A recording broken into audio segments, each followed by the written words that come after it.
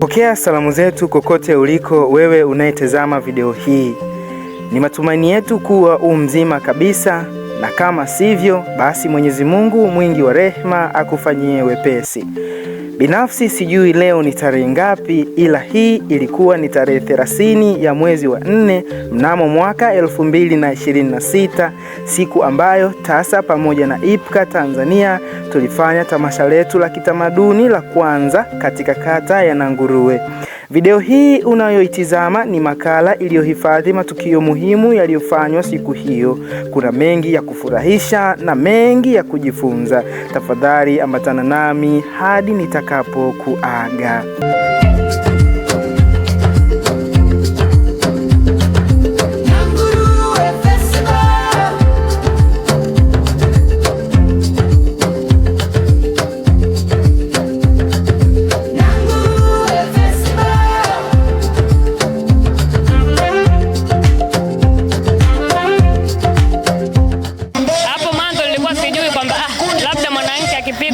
Ukatili wa kijinsia, labda nilikuwa najua tu ndo mazingira ya ndoa yenyewe kwamba yanakuwa hivyo kupigana. Rais wetu wa nchi yetu ni wa kike. Ingalikuwa kwamba mtoto wa kike haifai kusomeshwa, yule rais wetu tulokuwa naye sasa hivi tungekuwa naye. Na mimi sanaa ni kitu ambacho mtu anakuwa nakipokea vizuri sana kuliko kitu kingine. Yaani ukipeleka ujumbe kwa njia sanaa, mtu ni rahisi sana kupokea kuliko kitu kingine. Nanguruwe Festival. Na moja kwa moja basi tuanze kuangazia yale yaliyojiri siku hiyo. Kwa nafasi ya pekee tumsikilize meneja wa programu hii, Madam Betty Chenge, akitueleza juu ya kile kilichopelekea au kilichotupeleka Nanguruwe siku ya tarehe 30. Asante. Kwa jina naitwa Betty Chenge, nafanya kazi na shirika la Tanzania Safety Alliance kwa kifupi TASA kama meneja wa miradi. Leo hii tumekuja hapa Nanguruwe kufanya utambulisho wa mradi katika ngazi ya jamii, mradi ambao unaohusu kuwahusisha wanawake na vijana katika ustahimilivu kwenye masuala mazima ya mazingira na usawa wa kijinsia. Tulichokifanya hapa leo, tumetumia sanaa za maigizo pamoja na ngoma za asili ambazo zilikuwa zinabeba ujumbe ni jinsi gani wananchi wanaweza kutunza mazingira yao na kuepukana na vitu kama ukataji wa miti ovyo pamoja na kuandaa mashamba kwa kuchoma moto au kilimo holela. Akimaliza kueleza hayo, Madam Betty pia alieleza juu ya maeneo ambayo mradi huu unatekelezwa. Mradi unatekelezwa katika mikoa miwili, mkoa wa Mtwara na mkoa wa Ruvuma. Kwa mkoa wa Mtwara, mradi unatekelezwa katika wilaya ya Mtwara vijijini, kata ya Nanguruwe. Kwa upande wa wilaya ya Newala, mradi unatekelezwa katika kata ya Kitangani. Lakini pia kwa upande wa mkoa wa Songea, mradi unatekelezwa katika wilaya mbili, wilaya ya Mbinga pamoja na wilaya ya Nyasa. Mradi huu ni wa kipindi cha mwaka mmoja kuanzia mwezi wa kwanza hadi mwezi wa 12, na walengo wake wakubwa ni vijana na wanawake. Sanjari na hayo, Madam Betty Chenge pia alieleza ni kwa nini programu hii inatekelezwa katika mikoa ya Mtwara na Ruvuma. Mradi huu tumeamua kuleta Mtwara pamoja na Ruvuma. Hii ni kutokana na zile shughuli zinazofanyika na wakazi wa huku, hususani ukataji wa miti. Ukiangalia katika zile data zinaonesha kuwa mkoa wa Mtwara unaongoza sana na ukataji wa miti, na inaonesha baada ya miaka kama 3 mbele bila kuchukua juhudi zozote tunaweza tukawa tunajangwa janga ambalo litakalosababishwa na ukataji wa miti kubwa sana. Kwa hiyo kutokana na hiyo tumeona kuna uhitaji wa jamii kuweza kuelewa hii changamoto na kuweza kuitatua mapema kabla hatujafikia huko kwenye majanga.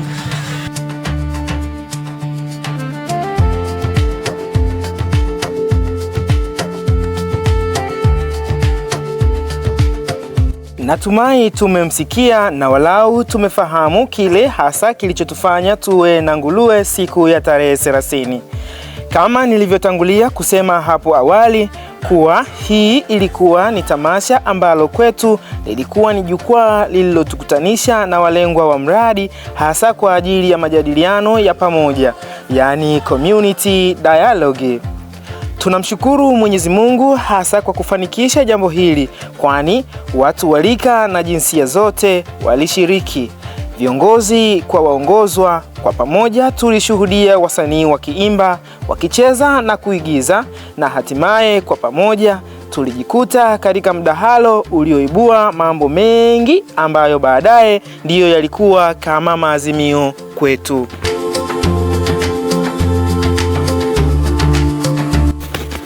Sasa kutokana na ufinyu wa muda, nisingeweza kukuletea kila kitu kilichofanywa siku hii.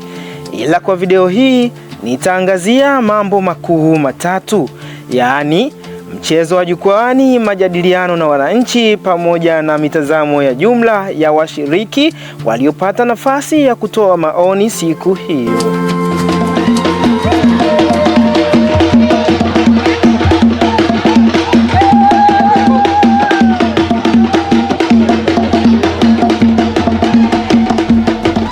Na hawa unaowatizama ndio kitovu cha shughuli yetu. Ni vijana wasanii kutoka kundi la ngoma na maigizo lililojitanabaisha kama Kizombi Group.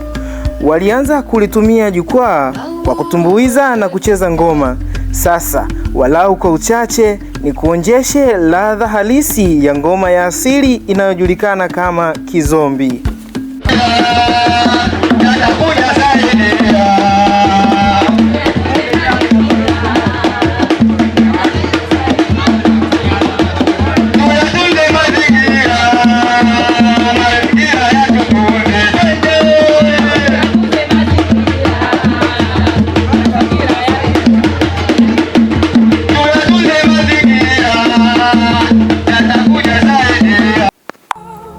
Baada ya hapo waliingia tena jukwaani, waliingia kwa mbwembwe na kuanza kuonyesha igizo lao. Igizo lilianza kwa bashasha za Mama Jose, ambaye kwa hakika hakuweza kuzuia furaha yake baada ya kugundua mwanawe Josephina alifaulu mtihani wa darasa la 7 na alipaswa kuendelea na masomo. Lakini ghafla bashasha na ndelemo hizo zilikatishwa na Baba Jose, ambaye hakupenda kumsomesha mtoto wa kike. Kwa upande wake Baba Jose katu hakuhitaji kumsomesha mtoto wa kike. Kwa upande wake alikuwa tayari kukata miti na kuchoma mkaa ili amsomeshe mwanae John na siyo Josephina. Mama Jose alifadhaika sana na akajiapiza kuwa atauza pombe ili kuhakikisha kuwa anamsomesha mtoto wake. Na hapa sasa endelea ukimtizama Mama Jose akiwa kazini akiuza pombe ili atimize kile anachokihitaji.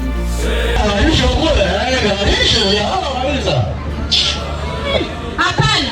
Kama unakunywa shauri nyingine sio kwangu. Mimi bado napika vizuri. Bwana tuseme na wewe ndio wewe bwana sasa. Ndio ndio ndio shauri hapa. Mwanzo masiara.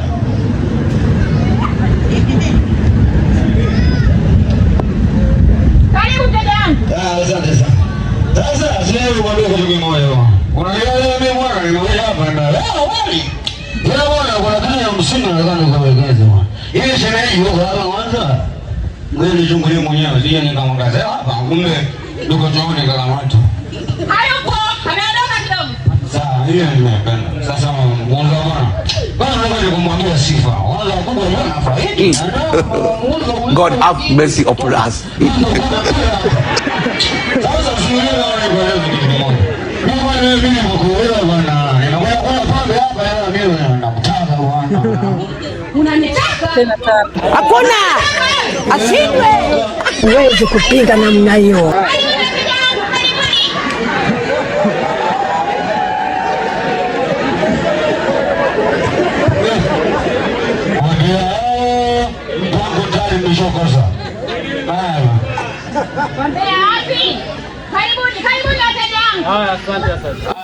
Kazini kwa Mama Jose, wanakijiji baadhi ambao walikuwa ni wateja wa Mama Jose hawakuwa wanavutiwa na tabia ya Baba Jose ya kuharibu misitu kwa kuchoma mkaa. Walitumia jukwaa hilo kama sehemu ya kumsema Baba Jose. Pesa ipo, mbona kama unauza dagaa mama mimi leo mengi. Leo mamuzo kama kufufulia. Pombe. Wewe wapi mimi tajifia unalipo hela hapa. Unalipia nani? Unalipia nani? Si pesa tunazo hapa. pesa. Pesa tunaanza mama. Ile pombe kama tulivu mama. Usijali mama, anaibia mtu hapa. Sawa, na wewe nipe kwa cha kwangu. Yule mmoja kukopa bwana. Yule mmoja kukopa ndio. Hapana, mimi nipo kwa ajili ya kumsomesha mwanangu Josephine. Nafanya biashara hapa nisomeshe mwanangu. Mwanangu bwana, bwana mfuko achaje. Lakini wewe ndio nimekuelewa. haya. Sio wewe ndio unaelekeza. Mimi nasema unisikilize vizuri. Unajua mama anayofanya mume wako wewe bwana, mimi tunawaambia wanatoa wao muziki. Mume wako wewe bwana anakata vitu ovyo nini hapa? Anakata vitu ovyo. Anakata vitu ovyo mkaa kila siku. Hiyo sio kukata vitu ovyo. Ni kweli anachokifanya mumeo ni swala mzuri kijamii. Anakata vitu ovyo, anaharibu usawa wa mazingira. Kwa hiyo hata serikali yenyewe inajua kwamba ukataji wa miti ovyo ni kutumia unyumba kisheria na mazingira. Kwa hiyo mpe elimu mumeo, ukata miti ovyo sio jambo mzuri kijamii ile tuzunguka. Kwa hiyo sasa mnapopika hapa, mnataka kuja kula pombe, mnakuja kumzungumzia na yangu nini? Unajua kiambapo ukweli kuhusu mumeo ukataji wa miti na kwa kanisa unajua mdogo tunaambia hapa tutakosa hizo kwanza hela. Kumbe watu leo wanatafuta mko hapa. Ni nani ambaye anaruhusu kunywa pombe asubuhi kama hii? Ni nani ambaye anaruhusu kunywa pombe asubuhi kama hii? Sasa nasemaje? Naam, kama ujuavyo, mambo ya kinoga hapakosi mtu wa kuharibu mambo, na hivyo ndivyo kikao hicho kilivurugwa. Sasa bwana nikukumbushe hivi. Wasemaje? Yule atakayekuja kunywa hakuna pombe asubuhi. Kwa hiyo ni 200,000. Mtume amekuja. Na wote waliokimbia wengi kuaribia. Ndio ndio wale mmoja wote wana. Na ndio nikwambia hivyo. Sasa anaanza kusikiliza wanajisema mbaya. Unajua sana kuonekana sana kwa sababu ndio tuongeze kwa bayana. Wewe una pesa kulipa mimi. Mimi nalipa na serikali. Ni lazima nikufikishe mahakamani. Tuongeze hapo. Kutokana na shughuli za ukataji miti na masuala ya usawa wa kijinsia kukithiri katika kata ya Nanguruwe, diwani na jopo lake waliamua kuitisha kikao ili kutoa elimu kwa wananchi, hususan katika masuala hayo mtambuka, ili pia kwa pamoja wayapatie ufumbuzi.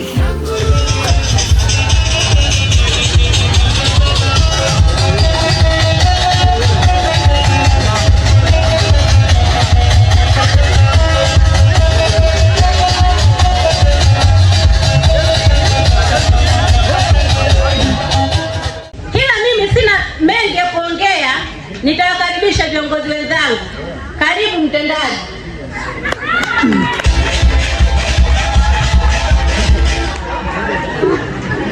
Nanguruwe oye! Nanguruwe safi! Asante sana wananchi wa Nanguruwe.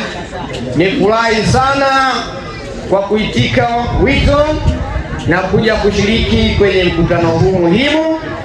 Nimshukuru sana mwenyekiti. Kama alivyosema mwenyekiti, mkutano wetu hautakuwa na ajenda nyingi. Mkutano wetu utakuwa na ajenda kuu mbili.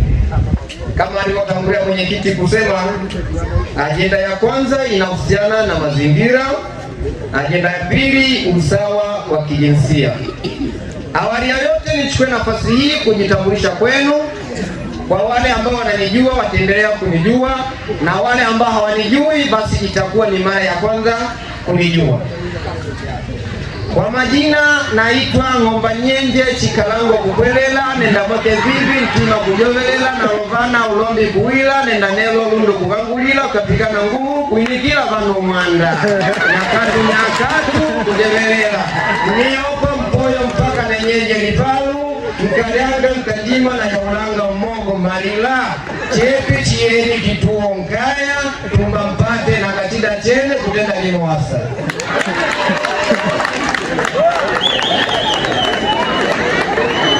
Baada ya kujitambulisha, niwaombe ndugu zangu tutumie kilimo cha kisayansi.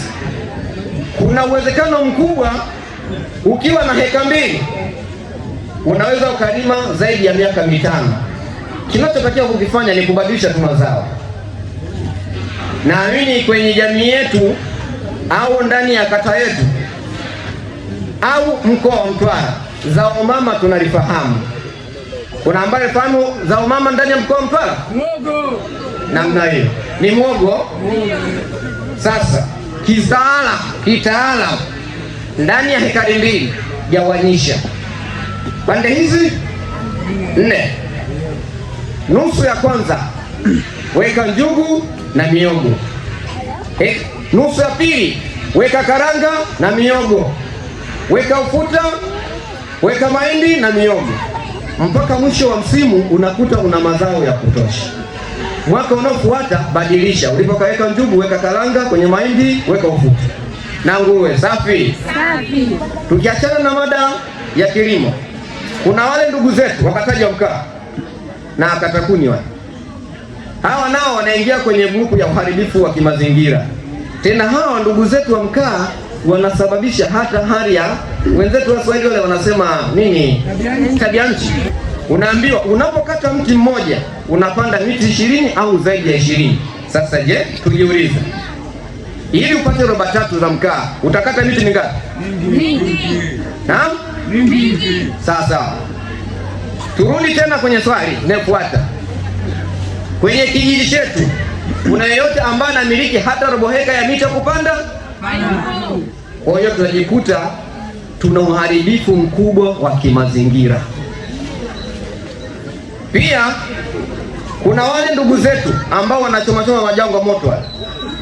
Tena wale wanakuja kuua mpaka viumbe hai wengine ambao hawana hatia. Tukiachana na ile mimea midogo midogo, hili nalo ni kosa na ni uharibifu mkubwa wa kimazingira. Kweli kabisa. Niombe ndugu zangu, tulinde mazingira, mazingira nayo yatulinde. Na nguruwe oye! Na nguruwe safi! Safi! Hii mada ni ndefu sana, ila tu kwa leo niombe niishie hapa. Mbele yetu hapa au mbele yenu kuna mheshimiwa hapa, naye ana machache ya kuzungumza nanyi. Nimkaribishe kwa nafasi yake, atajitambulisha nini amekuja kutueleza. Kwa hiyo niwaombe muwe watulivu, tumsikilize. Karibu mheshimiwa. Na nguruwe safi! Asante. Na nguruwe oye! Na nguruwe safi! Asanteni sana wananchi. Kwa jina naitwa Veronica John, ni afisa usawa wa kijinsia kata ya Nanguruwe. Naomba muwe makini na tuwe wasikivu. Mwenye swali atauliza, mwenye hoja atachangia. Nanguruwe oye! Nanguruwe safi! Leo tutazungumzia mada kuu ya usawa wa kijinsia. Usawa wa kijinsia umegawanyika katika makundi mengi, ila mimi kwa leo nitazungumzia makundi 4. Kundi la kwanza, usawa katika ulinzi na usalama. Katika ulinzi na usalama ni swala kuu. Kila mmoja anatakiwa kulindwa usalama. La pili, usawa mbele ya sheria. Kila mmoja ana haki ya kupata usawa kisheria, awe mkubwa au mdogo, awe mtoto au mzee.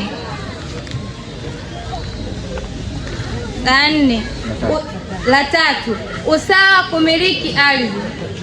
Katika usawa kumiliki ardhi, kila mtu anatakiwa amiliki ardhi, iwe ya kurisishwa ama ya kununua, iwe ya kifamilia.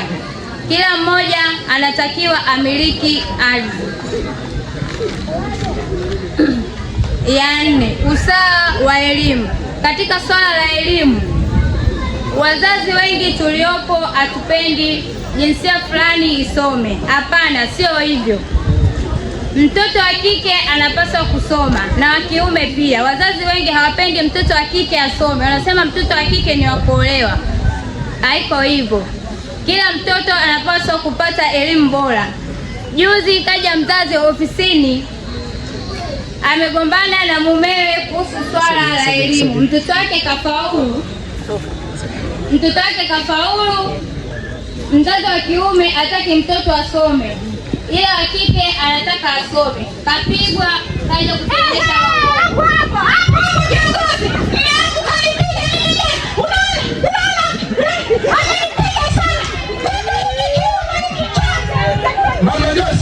Mama Jose, hizo dharau.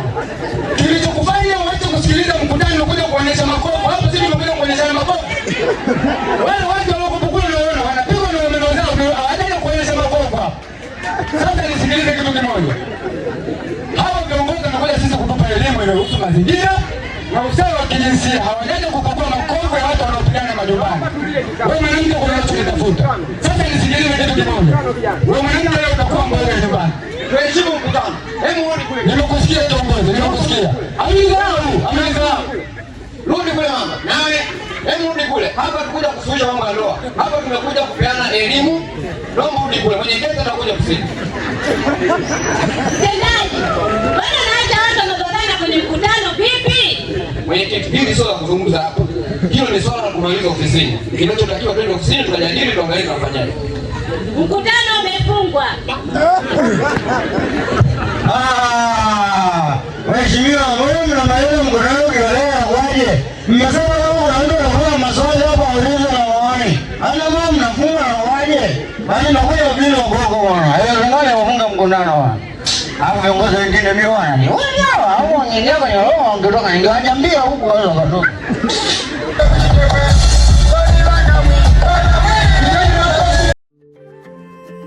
Na ni matumaini yangu kuwa mpaka kufikia hapo tayari umepata uhondo wa kile ambacho Kizombi Group walikionyesha.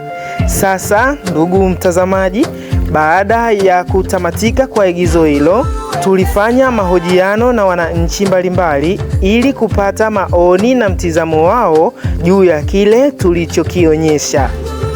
Kwa video hii basi nimechagua baadhi ya wananchi waliopata fursa ya kutoa maoni hayo, walau kwa uchache, basi upate nafasi ya kuwasikiliza. Kuna somo moja ametueleza hapa kuhusiana na maendeleo, afisa mtendaji wa kikundi cha igizo. Amesema tulime, lakini pia katika kilimo chetu tutumie elimu ili kuongeza kipato. Yaani tulio wengi, kiwemo na mimi mwenyewe, tunalima kiholela. Yaani tunapenda kuchanganya mazao. Eka moja unapanda njugu, karanga, si nini na nini, hivyo unapunguza mazao. Hapo mwanzo nilikuwa sijui kwamba labda mwanamke akipigwa ndani ni ukatili wa kijinsia. Labda nilikuwa najua tu ndo mazingira ya ndoa yenyewe kwamba yanakuwa hivyo kupigana. Au labda mwanaume amepata hela yake, yani hawezi kunishirikisha kama mimi mkewe kwamba mke wangu kuna kiasi hiki tunafanyaje. Hamna, akileta tu mboga, mahitaji tu ya ndani mule, naona tayari mazingira ya ndoa yote yameshakaa sawa, au mazingira yote tu kiujamii yameshakaa sawa. Kumbe ule ni ukatili wa kijinsia, kwa sababu kuna maendeleo yanarudi nyuma kwa sababu ya ndani hamna ushirikiano baina ya mume au mke. Ukiachana na hilo, kuna watoto pia walemavu. Mimi mwenyewe nina mdogo wangu ni mlemavu wa miguu. Kipindi hicho mama yake alishawahi kumtupa pembeni kabisa, hakuwa na pamoja naye. Baadaye sisi tukamchukua, ambaye na mamangu mimi mzazi, tukamlea akakua mpaka nafikia umri wa miaka 12. Miaka 12 mimi sasa ninasafiri, namwambia mtoto huyu labda ukae naye ndani ya miezi kadhaa, tukisharudi tutambeba. Alimkataa kata. Ule ni ukatili wa kijinsia, kwa sababu kama yeye amezaliwa ni mlemavu, haina haja wewe mhukumu na ujue Mwenyezi Mungu amempa ulemavu kwa kukupima nini au kwa kukupima imani gani. Lakini baada ya ile tukaenda mwisho wake mara mtoto anamwambia sio jamaa yenu. Ule ni ukatili wa kijinsia, kwa sababu tunajua kabisa huyu ni damu yetu na tumemtunza sisi wenyewe, lakini mwisho wa siku inakuja kusema kwamba huyu sio jamaa yenu. Ule ni ukatili wa kijinsia. Kwa hiyo mpaka leo ninapokuja na elimu hii ninashukuru, kwa sababu inakuwa kama wanakuja kutuongezea ile elimu tuliyosoma nyuma, na leo kama wanatukuja kutukumbusha tena ni yale yaliyopita kwamba elimu hivi, na mimi sasa nitajua kwamba je, nikimkuta mtu fulani anafanya ukatili wa kijinsia ninampa elimu gani? Au mazingira, labda anaharibu mazingira, nakata mkaa, labda anachimba mchanga ovyo, anachimba tu hapa, labda hapa ndo anajenga nyumba. Najua kabisa anachofanya ni uharibifu wa nini? Kwa mazingira, anaweza kusababisha mmomonyoko wa ardhi, mambo mengi yanaweza yakatokea, au anachoma taka ovyo moto. Kwa majina anaitwa Ari Muhammad Mshangani, ni mkazi wa kijiji cha Namakata Barabarani, kata na Nguruwe. Kwa hili lilotokea hapa, kutokana na mazingira walioonyesha pale, nimelipokea kwa masikitiko, kwa sababu mtoto wa kike na mtoto wa kiume wote ni watoto na wana haki sawa. Mwanamke anahitaji kusoma na mwanaume anahitaji kusoma. Ukija kuangalia, rais wetu wa nchi yetu ni wa kike. Ingalikuwa kwamba mtoto wa kike haifai kusomeshwa, yule rais wetu tulokuwa naye sasa hivi tungekuwa naye, kwa kifupi tusingekuwa naye. Kwa mimi nawashauri tu wazazi na walezi wote wakae wakijua kabisa kwamba mtoto wa kike ana haki ya kusoma, ana haki ya kupata elimu ya kutosha tu, kwa sababu yeye ni binadamu kama tulivyokuwa binadamu wengine.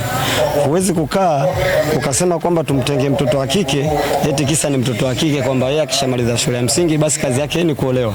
Haiko hivyo. Mtoto wa kike ni mtu ambaye tuseme ana kitu kikubwa sana, yaani ana uwezo mkubwa sana, tofauti na vile tunavyofikiria. Kwa sababu mtoto wa kike ukimchukulia kwa kumuona tu hivi utamchukulia ni mtoto wa kike, lakini ana mawazo makubwa ya kukupa mtoto wa kiume ukafanya jambo likawa jambo. Kwa hiyo mimi nawashauri na waomba wazazi, walezi, kwamba kwenye maisha ya ndoa tunapoishi na wanawake zetu, tukae tukijua kwamba hatuna muda kugawana watoto. Yaani muda kugawana watoto kwamba mimi mtoto wa kiume basi wa kwangu ni mtoto wa kiume, huyu mwanamke unaniwa kwake ni mwanamke. Hicho kitu hakiwezekana. Kinachotakiwa tulete ushirikiano baina ya mama na baba. Tutapoleta ushirikiano baina ya baba na mama, tunaweza kulea familia yetu vile inavyotakiwa. Kwa sababu mimi nikianza kusema kwamba mtoto wa kiume huyu ni wa kwangu, alafu wa kike huyu ni wa kwako wewe, kwani nani yule mtoto wa kike yule baba yake ni nani? Baba yake ni mimi, na kama mimi ni baba yake inabidi nimlee yule kama mtoto wangu, si ndio? Lakini nikisema kwamba nimlee eti nimwache kwamba yule mimi nisimlee, kwa nini nimemleta duniani? Kwa sababu mimi ndo nilisababisha yeye aje duniani. Usawa wa kijinsia, lakini limezungumza pia swala zima la utunzaji wa mazingira. Tunafahamu kwenye maeneo yetu kuna shughuli ambazo zinafanyika ambazo kwa namna moja au nyingine zimekuwa zikichangia uharibifu wa mazingira. Pengine kwako hili nalo umelipokea? Hili jambo nimelipokea kama lilivyokuja, kwa sababu ukija kuangalia 90% ya wakazi wa kata ya Nanguruwe wanategemea sana kipato chao shambani. Kuna kulima shambani, kuchoma mkaa shambani. Sasa inabidi tupate elimu ya kutosha kutokana na kilimo tunachokitumia na mkaa tunaokata, kwa sababu leo hii mimi hauwezi kunizuia kukata mkaa kwa sababu kipato changu kinategemea pale. Kwa hiyo nikisema niache kukata mkaa, unaweza kaniua njaa na watoto wangu wasisome kabisa, kutokana na kitu ambacho kilichopo. Sasa basi mimi ninachoomba watupe elimu ya kutosha sana kuhusu upandaji wa miti. Tutapokuwa tunakata miti basi tupande mti, tukikata mti tupande miti. Hivyo nahisi tunaweza tukajikwamua kimaendeleo, kwa sababu unapopanda mti, ule mti utavopanda utakusaidia kwenye mambo mengine. Utakusaidia kwenye kuvuna mbao.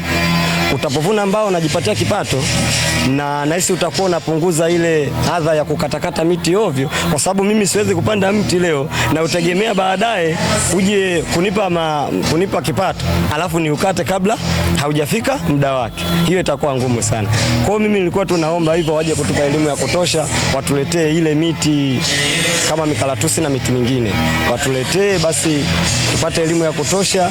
Tuna maeneo ya kutosha, tuna uwezo wa kupanda miti na mazingira ya kukatakata miti ovyo kapungua. Na kwenye kilimo sisi tunatumia uoto wa asili. Kama tunatumia uoto wa asili, tuna mapori makubwa sana na mengi ya kutosha tu. Sasa basi, kama tuna mapovu makubwa na mengi ya kutosha, afisa vilimo hawa ambao tulokuwa nao kabla hatujaanza mambo ya kulima, basi ilikuwa natakiwa wao watupe elimu sisi ya kulima, kwamba tunafanyaje, tunapita wapi ili shamba letu likae sawa na mambo mengine yaende vizuri, ili kuondoa ile. Maana mimi naweza nikalima hapa leo, baada ya kulima nishalima nishavuna mara moja, natakiwa nihame nikalime sehemu nyingine. Kwa unapotoka nikalime sehemu nyingine, kumbe hapa nishaleta uharibifu, naenda kutia uharibu sehemu nyingine. Asante. Naitwa Mkulungwa Mohamed Hassan, afisa maendeleo ya jamii kata ya Nanguruwe. Leo tulikuwa na hafla ya tamasha la shirika la TASA inayohusisha mradi wa kulinda mazingira na usawa wa kijinsia. Kupitia mradi huo wametoa elimu mbalimbali ikiwemo ya vijana, kina mama kujiinua kiuchumi kupitia miradi ya maendeleo, ila izingatiwe miradi ambayo haiharibu mazingira. Kwa mfano, ufugaji wa nyuki unasaidia kutunza mazingira, lakini vile vile utengenezaji wa majiko au mikaa mbadala. Na wametoa wito kwa wananchi na mashirika mengine ili yaweze kufika kata hii na kutoa elimu ili tupunguze zile shughuli za kukata mikaa na kuni, sababu wananchi au vijana wamelalamika kutokana na kukosekana kwa miradi, ndio maana wanajikita kwenye shughuli za kukata mikaa na kukata kuni. Kwa hiyo na imani mashirika mbalimbali yakija yakatoa fursa ya elimu ya hiyo mkaa mbadala, tutapunguza changamoto ya kukata miti. Lakini vile vile nitoe wito kwa vijana wazidi kujiunga kwenye vikundi mbalimbali ili waweze kupata mikopo kutoka halmashauri au mashirika binafsi, kwa sababu inasaidia kujikwamua kiuchumi na kupunguza hili tatizo la kukata miti na mikaa. Asante sana. Kwa majina naitwa Jacqueline Mpunjo, natokea shirika la michezo Sport Development Aid.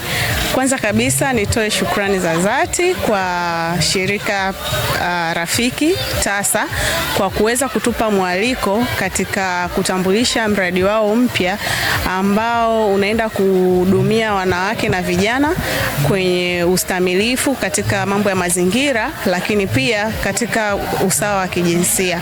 Tumefurahi kwa sababu tumeona ni kwa namna gani mradi huu utaenda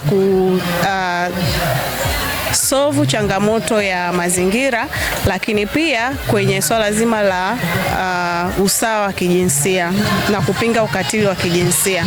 Na tumeona mwitikio umekuwa mkubwa sana. Tuwapongeze wananchi wa Nanguruwe kwa sababu wameweza kushiriki moja kwa moja, lakini pia tutoe pongezi kwa shirika la TASA kwa kuweza kutumia njia sahihi ya ushirikishwaji kwa wananchi kupitia maigizo, lakini pia mdahalo. Tumeweza kuona wananchi wameweza kushiriki moja kwa moja kuweza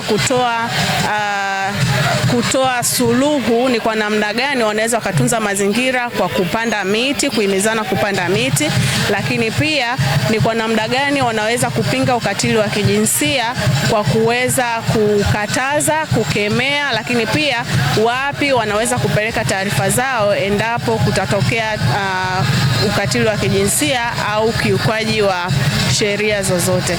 Kwa hiyo tumefurahishwa sana na hili, na sisi kama shirika rafiki tunawaunga mkono, wasisite kutuchukua siku nyingine au kushirikiana kwa namna nyingine ili kuweza kufanya jamii yetu iwe endelevu, lakini kupinga ukatili wa kijinsia. Kwa majina naitwa Paul Faustin Chikwemba, ni diwani wa kata Nanguruwe. Kwanza nishukuru sana shirika la TASA kwa kuja katika kata yangu kuleta mradi ambao unahusiana na mabadiliko ya tabia nchi, kwa sababu mabadiliko ya tabia nchi, na wamewahusisha sana vijana pamoja na akina mama, kwa sababu tunafahamu kwamba mabadiliko ya tabia nchi ambayo yanaendelea ulimwenguni yana madhara kwa wanadamu. Kwa hiyo wametumia hili kundi la kina mama na vijana kuweza kutumia sanaa, kupitia sanaa kufikisha ujumbe kwa jamii. Sawa, pekee unafikiri ni kwa kiasi gani ujumbe umeweza kufika? Mimi naamini ujumbe umefika kwa sababu naamini sanaa ni kitu ambacho mtu anakuwa nakipokea vizuri sana kuliko kitu kingine. Yaani ukipeleka ujumbe kwa njia ya sanaa, mtu ni rahisi sana kupokea kuliko kitu kingine. Sawa, unafikiri kwenye maeneo haya kwenye kata na Nguruwe kwa kiasi gani uharibifu wa mazingira uharibifu wa mazingira kwa kweli upo kata na Nguruwe na sehemu zingine, kwa sababu ya mimi nadhani ni umaskini tuliokuwa nao, na jambo la ukataji wa mkaa mara nyingi inatokana na umaskini ambao tunao, kwamba mtu anaona basi ngoja nikate miti ili nichome mkaa nipate riziki. Na kama ulivyoona pale, wananchi wengi wamezungumzia swala la serikali watoe mikopo kwa muda. Nadhani itakuwa ni jambo ambalo litasaidia wananchi kuepukana na hili jambo, na nichukue nafasi hii pia kuiomba serikali yangu ya mama yetu Samia Suluhu kwamba hili jambo lichukuliwe kwa nafasi kubwa sana. Nadhani wananchi wamezungumza kwamba mara nyingi ukataji wa mkaa kwa mfano kwenye kata yangu unasababishwa na hali ngumu ya maisha. Mtu anaona ni bora akate mkaa ajipatie riziki. Kwa hiyo nadhani mikopo ikitolewa kwa wakati, watu watapata zile pesa na kufanya miradi mbalimbali, biashara mbalimbali ambazo zitaongeza riziki. Asante.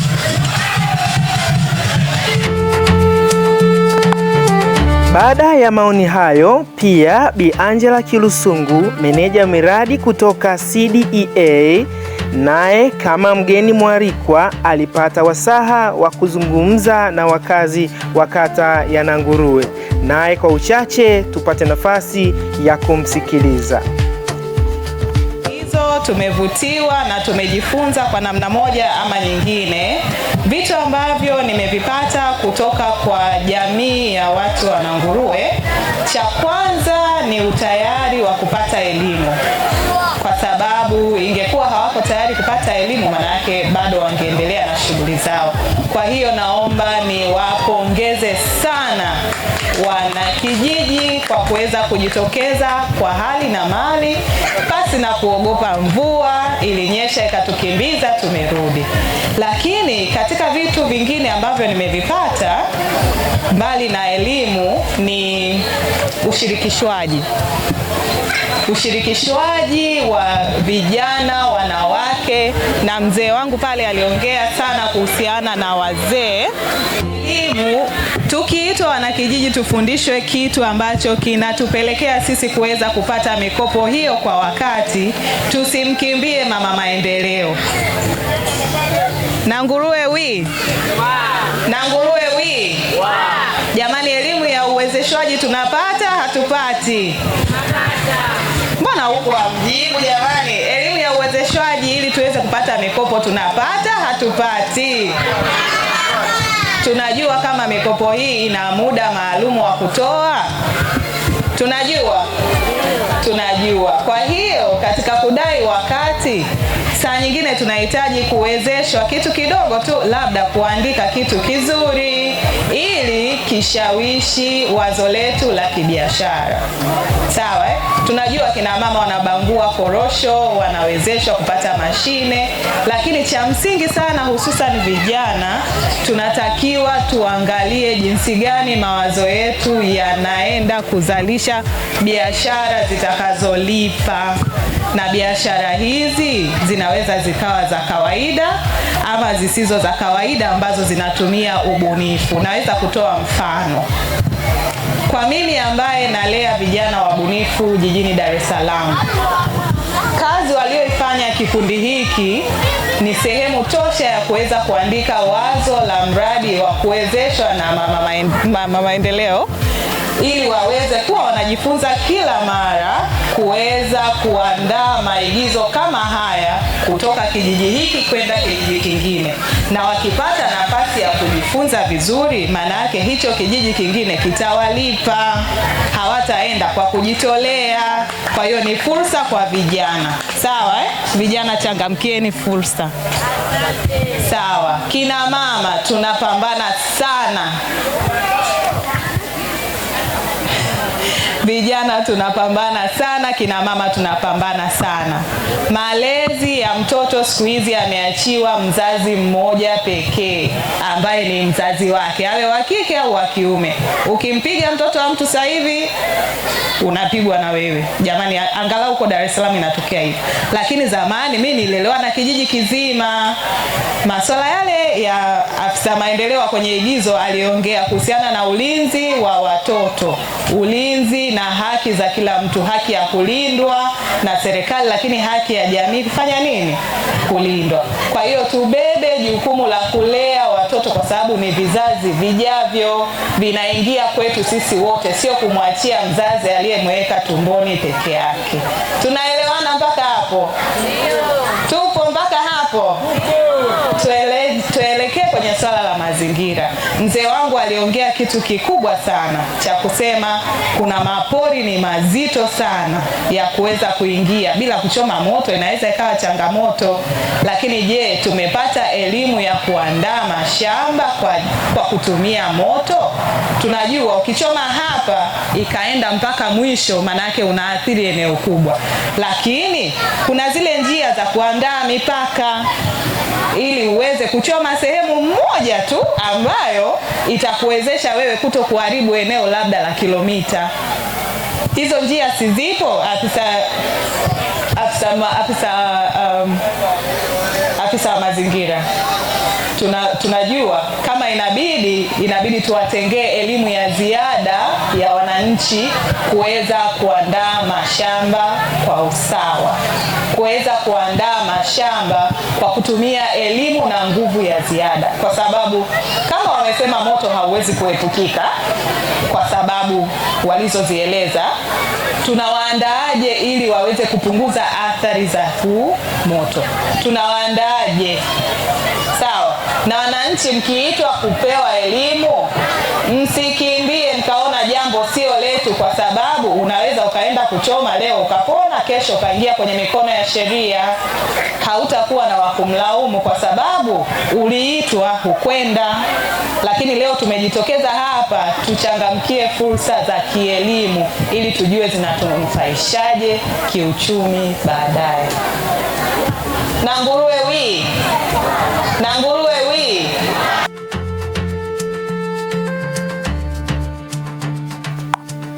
Na hadi kufikia hapo ndio ulikuwa mwisho wa tukio hilo. Nachelea kusema kuwa huo pia ndio mwisho wa makala yetu.